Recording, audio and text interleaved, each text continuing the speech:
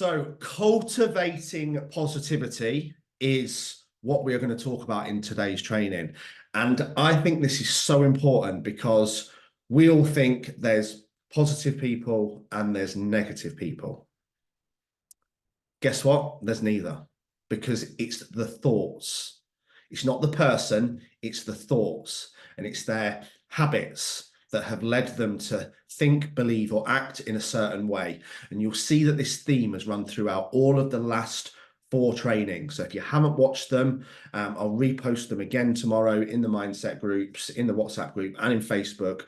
Do watch them all because they all link in, and it's all going to start dotting the I's and crossing the T's in your mind to have you taking on 2024 in a more positive mindset than ever before.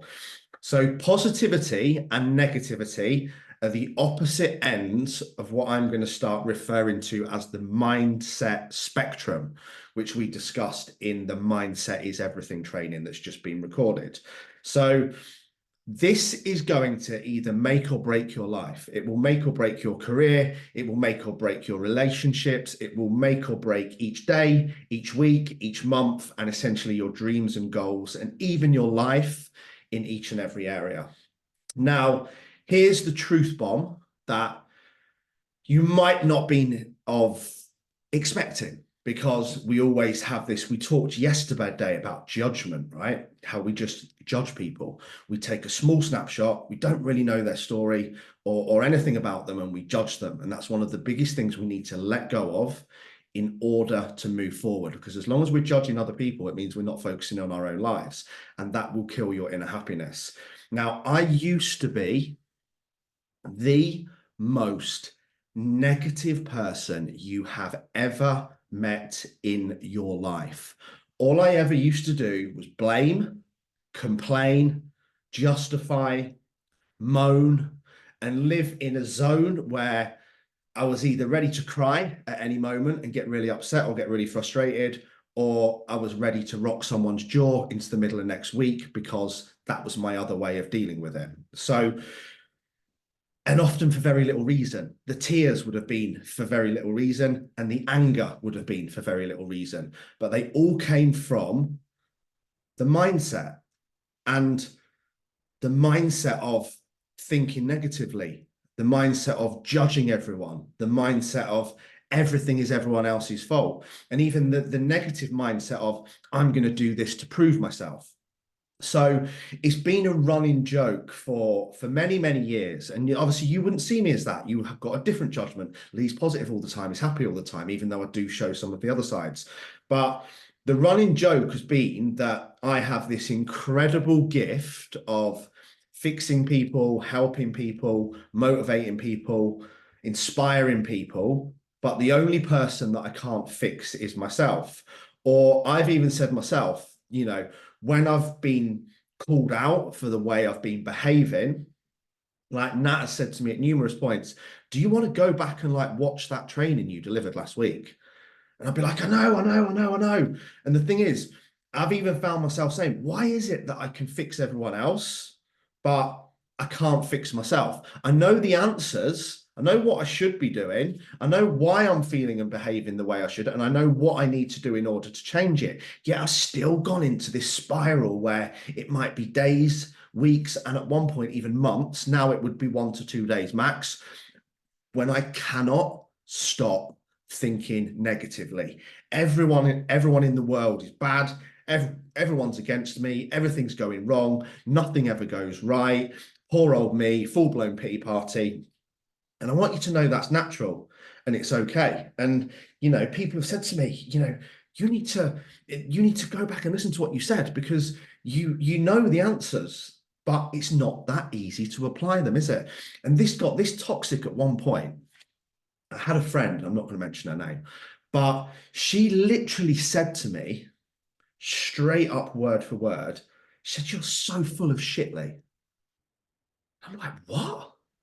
She went, everything that you talk about, you guys will remember that being here a long time.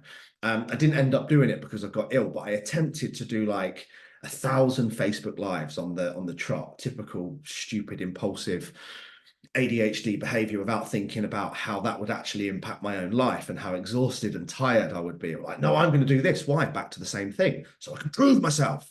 So I can turn up harder than anyone else. So I can show I'm the best. So I can show that I'm working harder than everyone else. And the reason why she'd said that was because at the time I was struggling. I was going through a really, really tough time. And she went, everything you say is the opposite to how you behave. What you preach is the opposite to how you're currently acting. You're full of shit. I said, hang on a minute, right? Just because a person can coach and deliver and understand something, it doesn't mean they can implement it. And this is another big judgment on her part and a misconception, because in order for that to be right, that would mean that just because I teach on something, I'm perfect all the time. I never mess up. I never get sad. I never get angry. I never let people down. I never tell lies. I never let myself down. And of course we do, because we're emotional beings. We're humans. And I nearly said her name then. And I said to her, you know, if I'm talking about something in depth, mindset wise, I can see exactly why you would think that. And she says, well, why is that? And I said, because the thing that I'm coaching on will be the thing that I'm struggling with. So I'll have gone deep into learning about it, what, why, lesson, apply. This is the problem. This is how I'm feeling. How do I understand it? What knowledge can I find on it? And then I'll deliver coachings on it. That's where all of my coaching comes from self-therapy, from self-learning. So, you know, she was right in a sense, but it was also that same for somebody to be able to talk or have an opinion on something, they have to be perfect all the time. Otherwise, they can't talk on it. And this is what I keep talking about. It's our darkest times where we learn the most. This is why I said yesterday, you have to stop judging people, because as soon as you are judging someone else, you have shut down the learning loop. You're not learning. You're just saying, this is them, this is the world, this is the situation, this is how it is, and this is my opinion. Not, okay, this is what's happening. What can I understand from it? What can I learn? And how can I apply it? Which is why judgment is one of the worst things. Now, I'd love to tell you that I'm positive all the time, that I positively bounce out of bed every day. And what did Warren Buffett say? Tiptoe to work, tap dance to work, not tiptoe. We'll change it to tiptoe. And it's just impossible, because we're all emotional beings. We have hormones, for one. I was going to crack a really bad joke there, ladies, but I've refrained from doing it. We all have hormones, right? Men and women. Testosterone, estrogen, cortisol. And I think there's about however many other, there's a lot of hormones in the body that are constantly changing. So we can never be consistent. And this is why we should never aim for a comfort zone or a place of maintenance, because we cannot get to somewhere and stay there without continuing to do the work, without continuing to learn. And even once we are there, we might have a hormonal change or a mindset change, which means we need to behave in a different way to get a different outcome. So positive cannot exist without negative. Our brains are wired to think both ways. Our brains are wired for courage and fear. Our brains are wired for love and hate. Our brains are wired for anger and calm. Our brains are wired for happy and sad. And one cannot exist without the other. So you can't be positive all the time. So if you're beating yourself up about sometimes not being positive, just give yourself a little bit of a wobble. Now, here's the big research that I dug into. According to research, this is journaled research as well, not YouTube, Instagram research, Google research. 75% of our thoughts are negative. We're hardwired to think negatively. We're hardwired to think the worst. Why? Mostly for protection. So we don't take risks because we want to protect ourselves. We don't do dangerous things because we don't want to get hurt. This is why people live in this safety, in this comfort zone. The body's hardwired for protection. It's not hardwired to run 200 miles. It's hardwired to remind you that when there's that much pain, you need to stop, which is why it's so difficult to override it. This is why your mind's a massive hypochondriac. Every single marathon I've ever run, the first 5 miles have been the worst, because your heart rate goes up, your breathing goes up, Your body temperature goes up, and they're all major signals that are exactly the same signals as if you're going to die. So the body says, no, no, no, don't do that, don't do that, don't do that, it's dangerous. It's built to protect you, it's built for safety, and so is your mind. So if we think about that, so 75% are negative. And this is the big one. 95% of all thoughts are repetitive. We don't, I think it's between 12,000 and 60,000 thoughts per day. I probably have 8 million. But they are repetitive. They're not different. You don't have a different negative thought about life every day, do you? You don't have a different worry. You don't have a different pain. It's not something brand new that pops up every day. It's repetitive. And it's a repetitive thought. And what does a repetitive thought become? Drum roll. If you've watched the last 4 trainings, you'd know straight away a repetitive thought becomes a habit. It becomes a habitual thought. It becomes a belief. Think the same thing 30 days on the trot. I'm not good enough. Nobody will ever love me. Everyone in the world is bad. What was the classic that everyone was coming out in lockdown? Things are never going to be the same again. This is the new norm. Think it every day for 30 days on the trot repetitively, and it will become a belief. You know, think about all the things your parents said. Money doesn't grow on trees. All rich people are evil. Nothing, everyone in our family's always been big. You'll never amount to anything. You're not clever enough. Good things don't have, this is a classic one. I love this one. Good things don't happen to people like us. Imagine that being drilled into you as a kid. 30 days of thinking you're not good enough. 30 days of thinking good things never happen to people like you. 30 days of thinking you'll never lose weight because everyone in your family's always been big. 30 days of thinking you'll never amount to anything because you're not clever enough, big enough, tall enough. Again, it's something I was told I wasn't big enough to play rugby. Became a belief for a certain period until I had to override it because it becomes habitual thinking. Thoughts become repetitive. So a negative thought becomes a repetitive thought. It then becomes a habitual thought because the way you think is a habit. Same thoughts, same habits, same decisions, same behavior, same actions, same outcomes, same feelings. All started from the thought, from one single thought. And you'll remember I did the training on this is what I'm going to come on to and how you can start to really defeat this and move forward. Tiny little weed on your drive. That's one small negative thought. What happens if you go out and rip that weed up straight away? Easy, isn't it? Comes straight out of the ground, no trouble. Done and dusted, drive's clear again. As if you leave the weeds on the drive for 30 days. They start to grow and infest and they get roots and they get stuck and they grow up and all of a sudden it's a mountain to overcome. Oh, fucking hell, I need to sort the drive out, language, sorry. And it could have just been dealt with pulling that one little weed up. But this is the worry. This is the negative thought. That one little thing that we just let it fester for 30 days and before you know it, it's an overgrown forest. So all of those things, the same thoughts, the same habits, the same decisions lead to the same experiences and the same outcomes. So what is the difference? Drop in the comments if you think you know this. What is the difference between positive thinking and negative thinking? And again, you'll see how I changed my language there. I actually had to scrub this out on my notes. Because originally I thought, what is the difference between positive people and negative people? Well, there aren't positive people and negative people, only their thoughts. There also aren't positive people and negative people outside of your life, only your thoughts about them. You think someone's a negative person. And if you think someone is a negative person, you're judging them based on a story you might know nothing about. And you've closed the learning loop. Thinking, why is that person behaving like that? How might I be able to help them? So the difference is, and take this in and listen carefully, positive people still have negative thoughts every day. I'm a positive person who occasionally still thinks very negatively. The difference is I recognize it quickly now. It doesn't go on for weeks and months, and it doesn't lead to drinking and drug abuse and benders and everything else. It doesn't lead to fights. It doesn't lead to aggression. It doesn't lead to anger.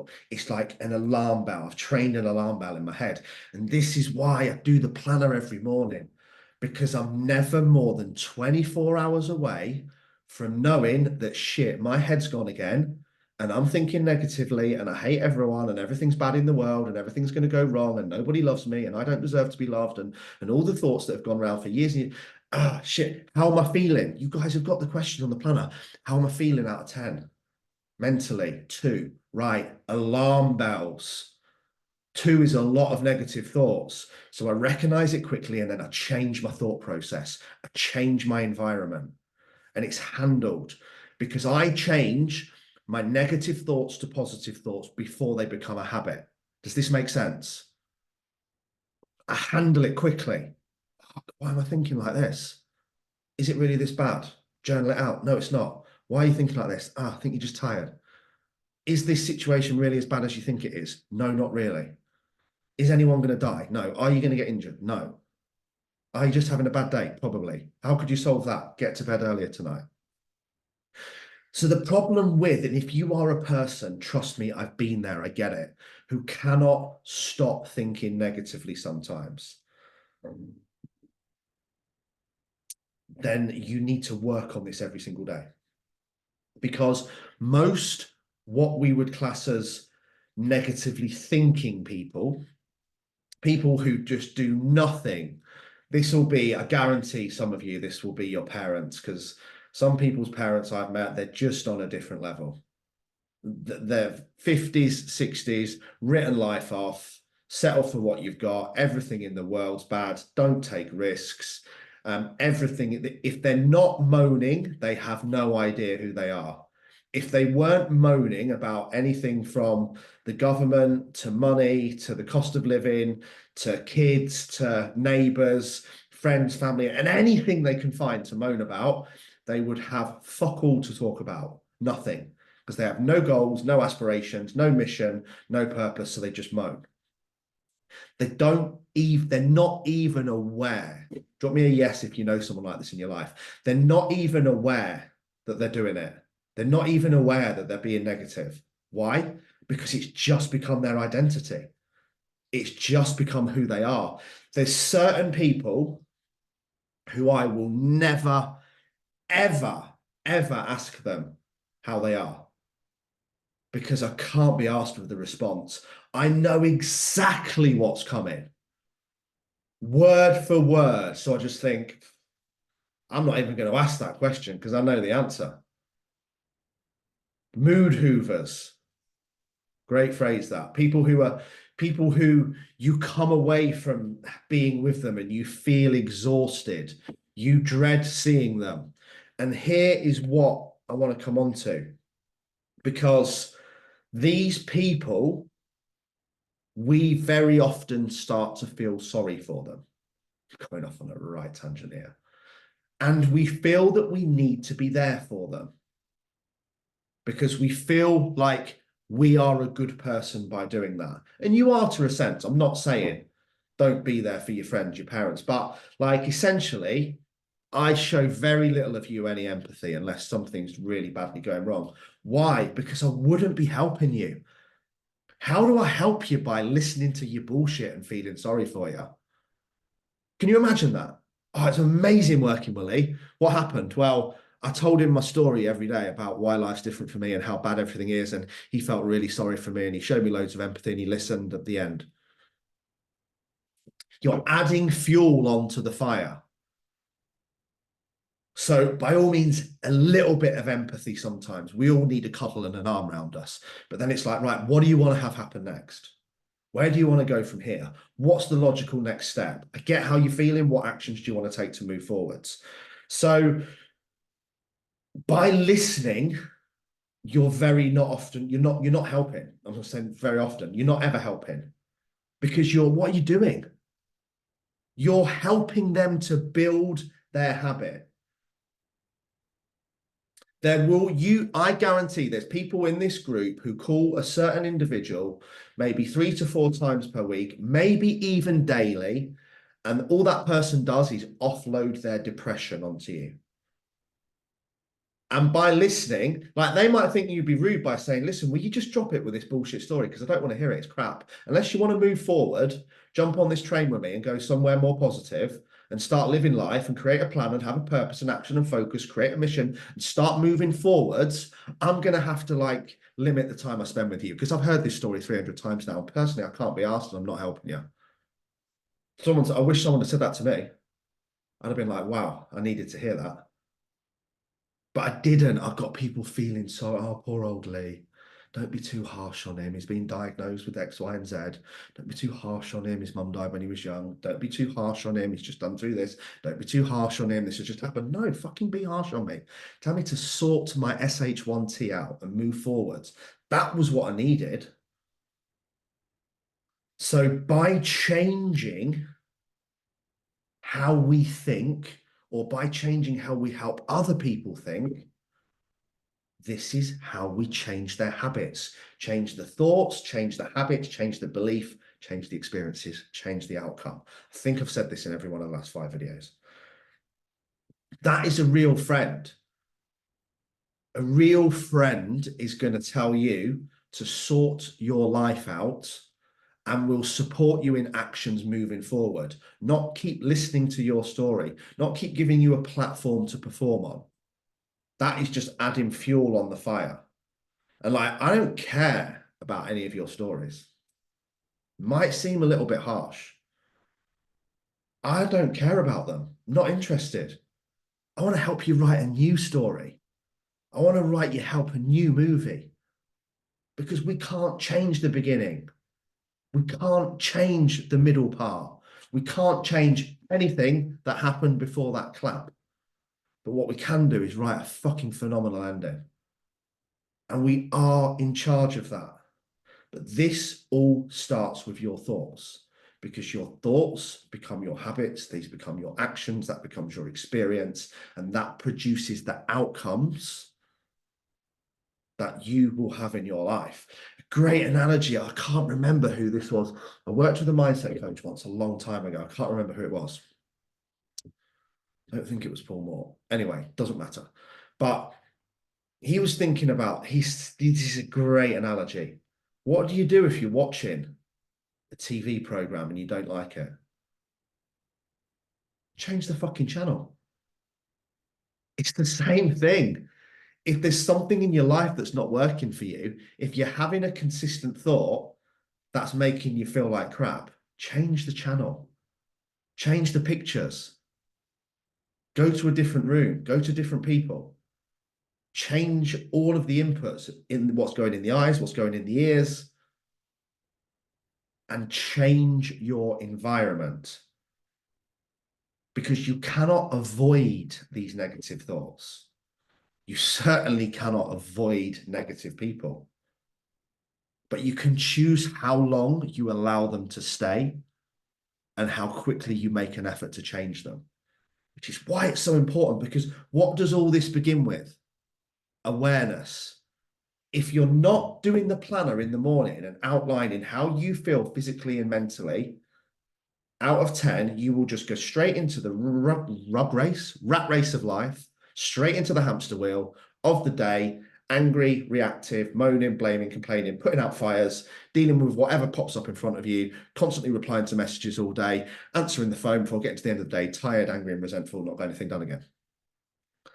Because you started the day off. And this is why the next training, which will be tomorrow at 12 p.m., is going to be on really cementing. That's a great word, isn't it? Cementing our morning routine. Because it has to be a routine of self-care. We have to get ourselves right in the morning. Why does G-Man kill it? These are the ones that are coming to mind. Ali Irina, Stephen Brooks, Mark Wibberley, Sarah Starkey, Paul Phillips. First ones that came to my mind every morning in the WhatsApp group, taking action, doing their morning routine, doing what they said they would, being accountable, surrounding themselves with the right people. It's critical and it will make or break your day. So becoming positive is a what? Becoming positive is a skill.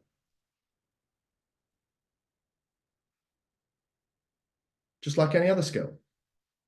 So we need to work the positivity muscle just like we would work the bicep. Not much there anymore. It's the same thing. What do I want to do if I get my chest to grow, or want my arms to grow, or my shoulders? Reps and reps and reps and reps every day for weeks, months, years, over and over and over and over again until it's this big, strong bicep.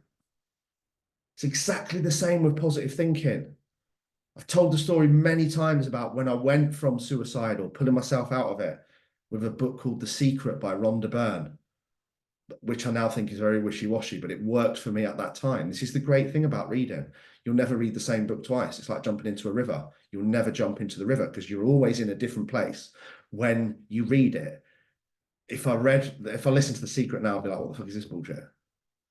Because I've moved so far on. But at the time, just to get me thinking positively, it's exactly what I needed. So I listened to it for 3 to 4 hours per day on audio CD in my Vauxhall Corsa.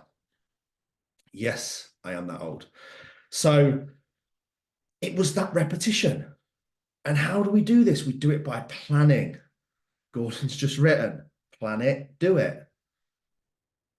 Planning your mindset every single day is the number one place to start thinking more positively. And if you're not doing it, your mind is going to slip back to the 75% of negative thoughts that we just talked about, of which 95% are repetitive. And if we're not doing the journaling in the morning routine and the mindset work, this could go unkept for weeks, months, days. This is what leads to depression eventually.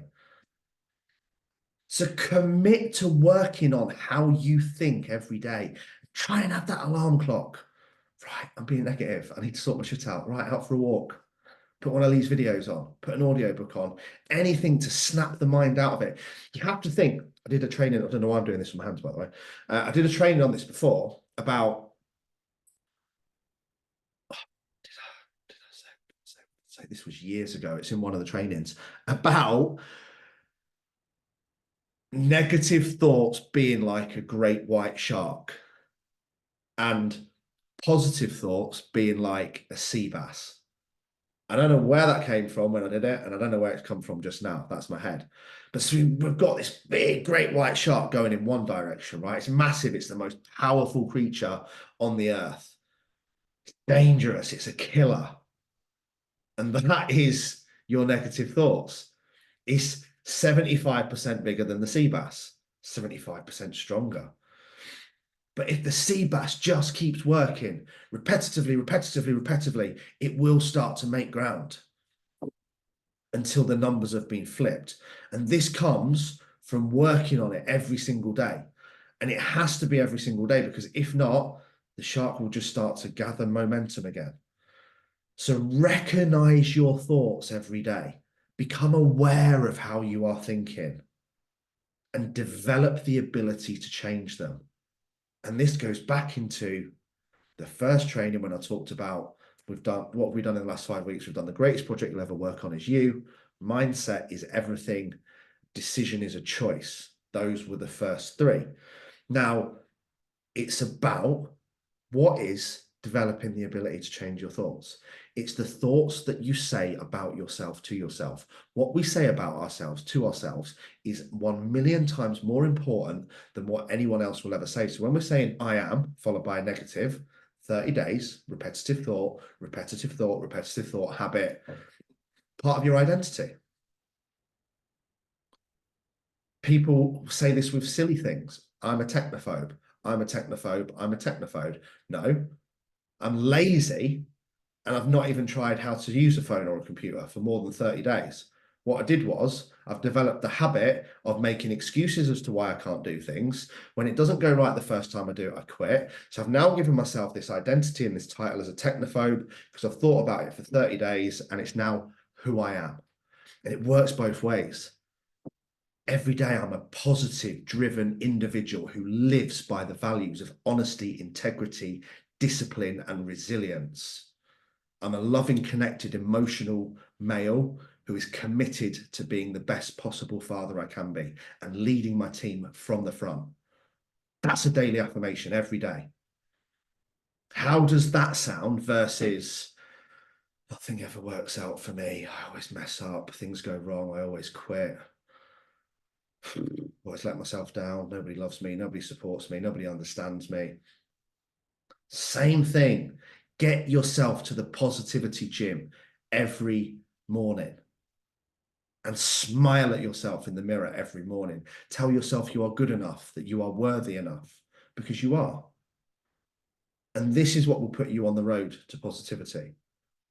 But like all other things, as I said, it's a skill and it requires intentional practice every single day. Just like stretching, I'm so bad at this. Like I've been told by the physio, if I don't stretch every day, I will not run that 200 miles. This knee is still not great, but she's literally said it's the ligament rupture's healed. There's no really underlying damage there. My muscles are just incredibly tight. So it's pulling on the knee. And then the longer I train for, the tighter it gets, the more they pull on it, the knee can't move properly, and then the pain's caused. So again, this is the thing. Stretching is horrible. I hate it. But I'm doing it every morning. It's part of my morning routine. It's uncomfortable. It hurts. I don't get any benefit from it. I don't get any payoff. I haven't started feeling any better yet. I'm about 13 days in, I think. But it has to be done repetitively every single day for the next 8 or 9 months. And it's the same with any other skill. Imagine if you tell yourself that you're good enough every day for the next 9 months, where your mind will be at. And this is a crazy thing as well. If we do one thing every day, this is how I've been. I don't really class myself as this, but it sounds a bit arrogant. As a mindset expert, but I've done mindset training almost every day for the last 7 to 10 years. And if you do one thing for 1 hour every day for a year, you will be considered an expert in that. So become an expert in positive thinking, become an expert in self-love, become an expert in telling yourself that you are good enough. But it requires intentional practice every single day. Like a naughty dog, you can't tell it, you can't train a dog on Monday and then leave it until the following Monday and expect it to still behave. It won't. It'll have gone exactly back to where it was before, exactly as the mind will, and it's exactly as the muscles will. Find what works, write that shit down, and do it every single day, because repetition is the master of all skill, especially the skill of having a positive mindset. Have an amazing evening. I love you all. I'll see you tomorrow.